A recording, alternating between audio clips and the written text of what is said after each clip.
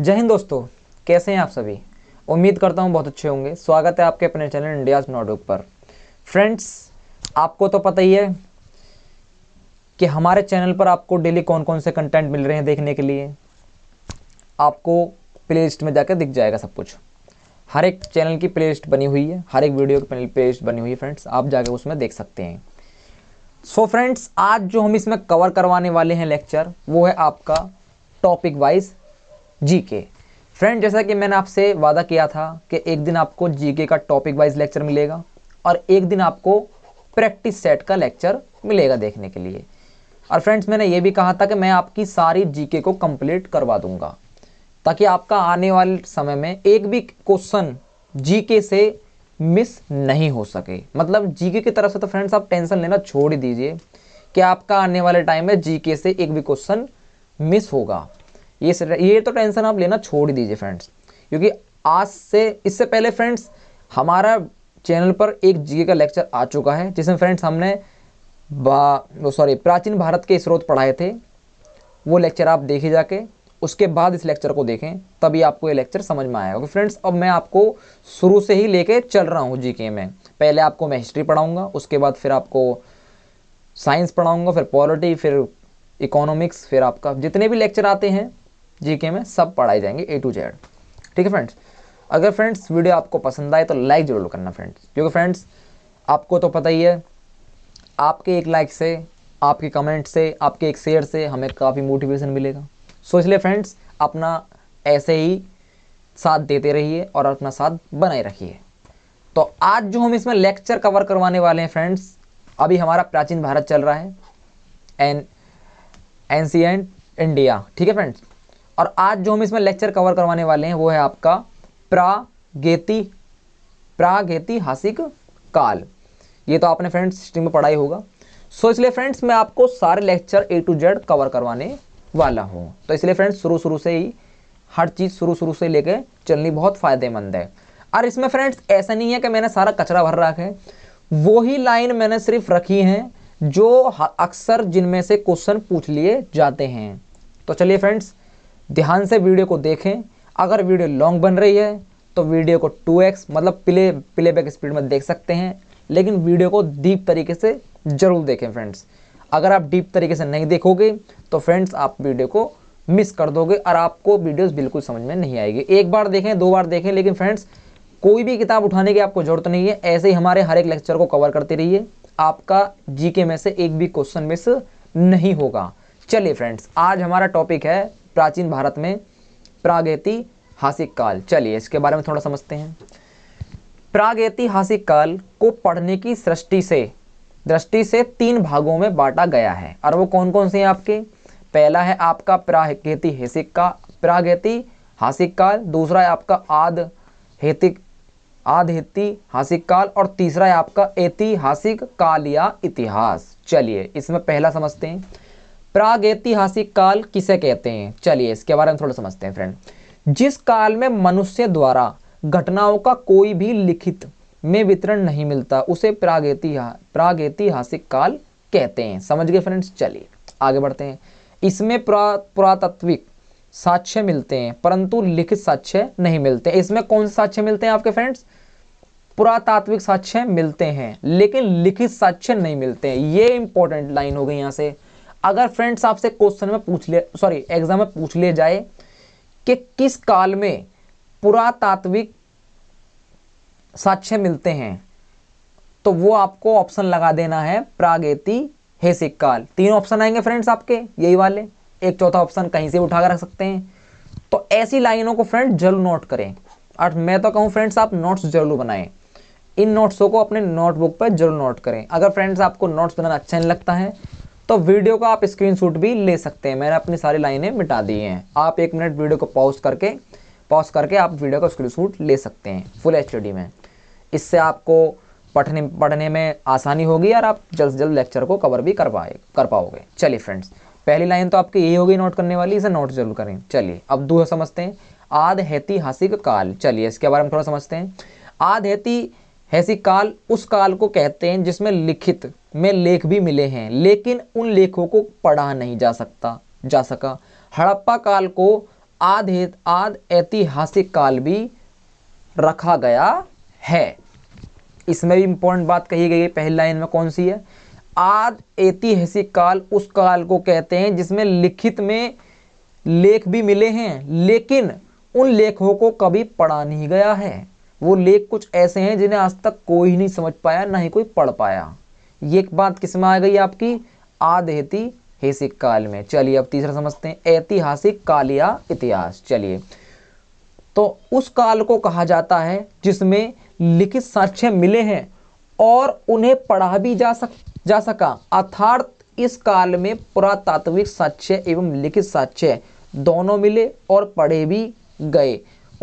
अशोक के अभिलेख, आगे समझते हैं फ्रेंड्स, अशोक के अभिलेख भी इसी काल में लिखे गए हैं। अशोक के शिलालेख तो आपने पढ़े होंगे फ्रेंड्स। चलिए अब समझ लेते हैं प्रागैतिहासिक काल का अर्थ क्या है। चलिए फ्रेंड्स, इसमें लिखित साक्ष्य मिले, केवल पुरातात्विक साक्ष्य ही मिले। इन साक्ष्यों में कई ऐसी चीजों का साक्ष्य या चिन्ह मिले, जैसे पत्थरों के प्राचीन औजार, जिन स्थानों पर मानव रहते थे उनके चिन्ह, पुरानी गुफाओं की कला, जैसे भीमबेटका की गुफाएं मध्य प्रदेश में हैं।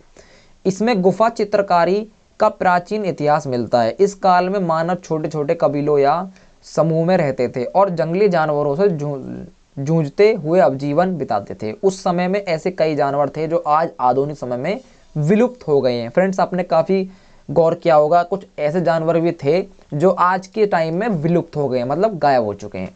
ठीक है फ्रेंड्स, चलिए आगे समझते हैं। प्रागैतिहासिक काल को 3 युगों में बांटा गया है। कौन कौन से हैं आपके? पहला है आपका पाषाण युग, दूसरा है आपका कांस्य युग जिसमें तांबा एवं कांसा बना गया है, और तीसरा है आपका लौह युग। चलिए पहला समझते हैं पाषाण युग।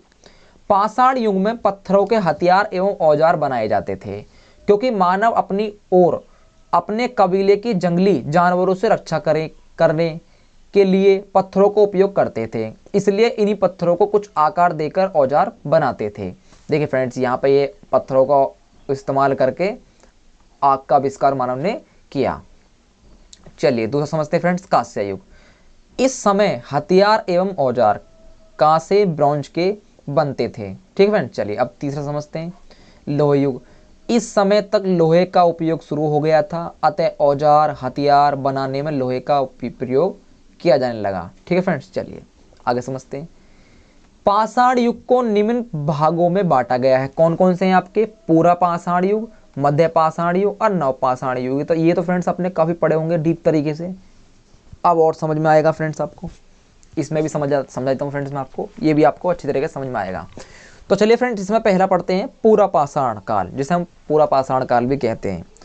तो हम काल भी कह सकते हैं, युग भी कह सकते हैं। ठीक है फ्रेंड्स, अब इसके लक्षण पढ़ते हैं। इसके लक्षण क्या है? पूरा पाषाण युग में मनुष्य के जीवन का मुख्य आधार आखेट या शिकार था।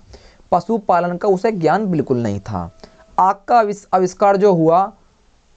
आविष्कार हुआ, उपयोग करने का ज्ञान नहीं था। मतलब इस युग में उसे आग का आविष्कार तो हो चुका है, उसने आग का आविष्कार इस युग में कर लिया, लेकिन उसे आग का कोई ज्ञान नहीं था। आग क्या चीज़ है, उसका उपयोग कैसे होता है, उसकी मदद से हम, जैसे पहले फ्रेंड्स मनुष्य कच्चा मांस खाता था, उसे कुछ भी ज्ञान नहीं था कि भाई आग का आविष्कार मैंने कर तो लिया है, लेकिन मैं उसे पका के भी खा सकता हूँ आग के द्वारा। तो उसे पहले कुछ भी ज्ञान नहीं था। तो ये ज्ञान उसे किस काल में नहीं था?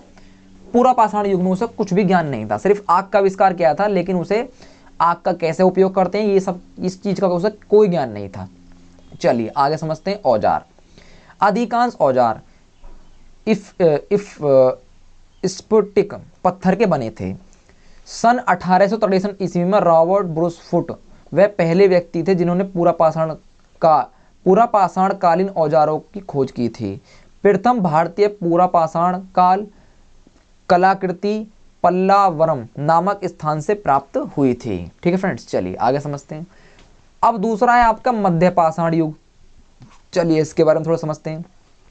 इस काल में पशुपालन की शुरुआत हो गई थी, यानी कि इस काल में फ्रेंड्स मनुष्य ने पशु पालने की व्यवस्था पाल ली थी कि पशु की शुरुआत कैसे करते हैं। उसने फिर धीरे धीरे पशुओं का उपयोग करना सीखा, खेतों में पशुओं को चलाना सीखा, खेती की विधि करनी इसी काल में शुरू कर दी। चलिए दूसरा समझते हैं। मध्य पाषाण काल में औजार मैक्रोलिथ अर्थात सूक्ष्म पाषाण पत्थर के बनाए जाते थे। मृद भांड के प्राचीनतम साक्ष्य भी मिले हैं। मिट्टी का सुराहीदार बर्तन इलाहाबाद उत्तर प्रदेश में है। चलिए जिसे पुराना, इसका पुराना नाम क्या है फ्रेंड्स आपका? प्रयागराज। क्या है? प्रयागराज। चलिए अब तीसरा है आपका नवपाषाण काल। ये वो काल है फ्रेंड्स जिसमें इंसान मनुष्य को सब चीज की जानकारी हो गई थी, शुरू से लेके एंड तक की।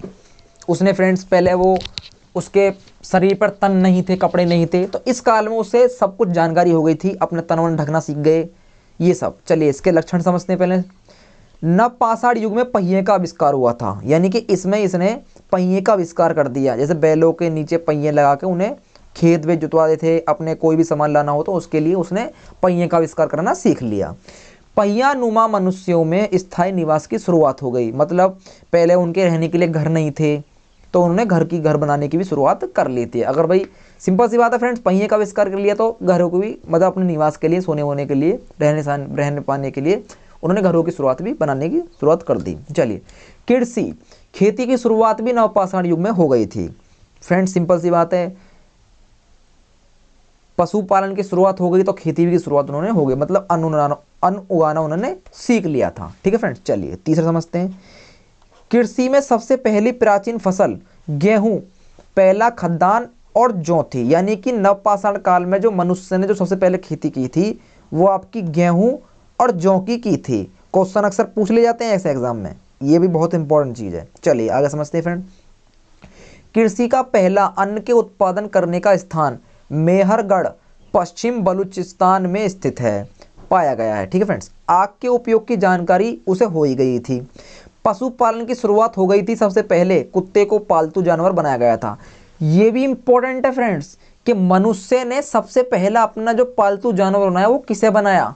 तो कई स्टूडेंट फ्रेंड्स पशुपालन में गाय वाय पे निशान लगा जाते हैं, तो वो आपका उसका पहला जानवर नहीं है, वो उसका पहला जानवर है कुत्ता। तो कुत्ते को उसने पहला पालतू जानवर बनाया गया है, ये जरूर नोट करें फ्रेंड, इसमें काफ़ी स्टूडेंट कंफ्यूज हो जाते हैं।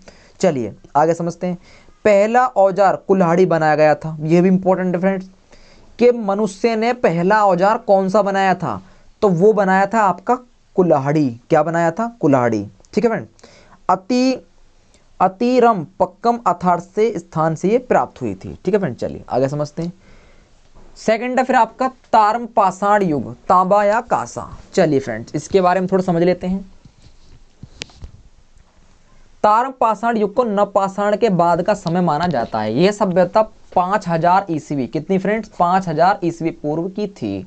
तारम पाषाण युग तांबे और पत्थर का मिश्रित युग था, अर्थात इस समय तक लोग तांबे से परिचित हो चुके थे और पत्थर के साथ साथ तांबे का उपयोग करने लगे थे। इसे कांस्य युग का एक भाग कहा जा सकता है।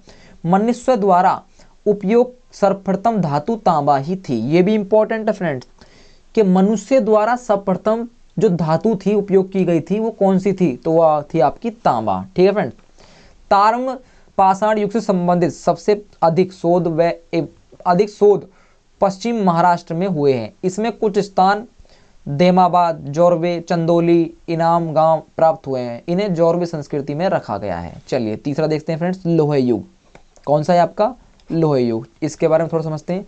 लोह युग तारम पाषाण युग के बाद आने वाला युग है, अर्थात जब अब मानव पत्थर के औजारों का उपयोग, फिर तांबे का उपयोग, इसके बाद लोहे का उपयोग भी करने लगा था। इस युग में लोहे के साथ साथ अन्य ठोस धातुओं की खोज भी की गई एवं उसका उपयोग भी सीख लिया था। ठीक है फ्रेंड्स। चलिए फ्रेंड्स ये था आज आपका प्रागैतिहासिक काल। इसमें फ्रेंड्स मैंने वही चीज कवर करवाई हैं जिनमें अक्सर एग्जाम में क्वेश्चन पूछ ले जाते हैं। मानता हूं फ्रेंड्स लेक्चर तो बहुत लॉन्ग है, लेकिन फ्रेंड्स मैं लॉन्ग वीडियो बनाना नहीं चाहता। लॉन्ग वीडियो बनाने से फ्रेंड्स कोई फायदा नहीं है, आपका भी टाइम वेस्ट होगा और आप फिर मेरा भी टाइम वेस्ट होगा फ्रेंड्स। इसलिए फ्रेंड्स इंपॉर्टेंट चीज को ही पढ़िए। मैंने कहा था फ्रेंड्स पहले ही, थोड़ा पढ़िए लेकिन अच्छा पढ़िए। ठीक है फ्रेंड्स। और इसमें फ्रेंड्स मैंने आज वही लेक्चर कवर करवाए हैं जिनमें से अक्सर एग्जाम में क्वेश्चन पूछ लिए जाते हैं। ऐसी ऐसी चीज़ मैंने आज आपके लिए इसमें उठाई है। तो फ्रेंड्स नेक्स्ट लेक्चर आपका आने वाला है, डेली आ करेगा। एक दिन आपको प्रैक्टिस सेट मिलेगा और एक दिन आपको ऐसा ही लेक्चर देखने के लिए मिलेगा। ये मेरा वादा रहा फ्रेंड्स, जीके का पूरा A to Z सारा कवर मैं आपको करवा दूंगा। ये आप बिल्कुल बेफिक्र रहिए फ्रेंड्स, ये सब चीज़ जानकारी मैं आपको प्राप्त बिल्कुल करवा दूंगा। सारी चीज़ इसमें मैं कवर करवाई दूंगा, ठीक है फ्रेंड्स। तो एक दिन आपको प्रैक्टिस सेट मिलेगा और एक दिन आपको टॉपिक वाइज मिलेगा, ठीक फ्रेंड। अगर वीडियो पसंद आई हो फ्रेंड्स तो वीडियो को एक लाइक जरूर दे दें। अपने चैनल इंडियाज़ नोटबुक को सब्सक्राइब करना बिल्कुल ना भूलें और शेयर करना भी बिल्कुल ना भूलें। तो फ्रेंड्स मिलते हैं अगली वीडियो में। अगर आप हमारे व्हाट्सएप ग्रुप में ज्वाइन हो चाहते हैं तो लिंक आपको डिस्क्रिप्शन में मिल जाएगा, आप वहाँ से जाकर ज्वाइन हो सकते हैं। तो मिलते हैं फ्रेंड्स एक नए टॉपिक के साथ, तब तक के लिए जय हिंद।